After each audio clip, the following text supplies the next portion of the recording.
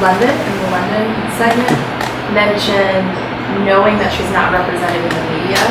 And I think her nonchalance about that really stood out to me, because I think that's such a part of being a Black woman, is knowing that you're not included, and something about her just expectation to not be included or celebrated kind of like was a little painful to me, that it's sort of this acceptance that we have about that.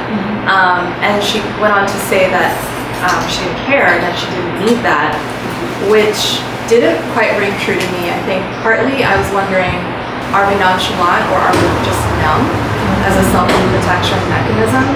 And then I think also the numbers don't really align with that in terms of what Black women spend on beauty. And I think a lot of us are taught to say that we don't care or that we don't need it, it doesn't matter, I'm so fine, you know, whatever, but the numbers actually do not say that. The numbers say that we care 3 times more than other groups. So that really stood out to me a lot, because I think that's an inner conflict. I do think we have a lot of confidence, because we have to, but I think we somehow still end up succumbing to the pressures. I feel like because we don't get a lot of roles, we say a lot of yeses when we should say no. And I feel like, you know, okay, sure, we need, you know, video vixen and all of that, but for women to be able to stand up for themselves and say, no, I would not do that, and yes, I want a higher pay, whether in whatever field. I feel like with other races, they're more open and more aggressive about what they want.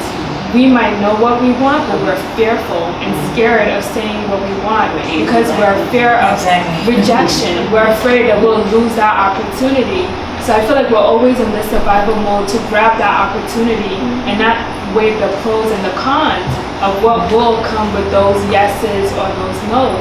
I sat like kind of behind the scenes on a panel at the Walker conference, and Ava DuVernay was like a keynote speaker for that, and she did an incredible job.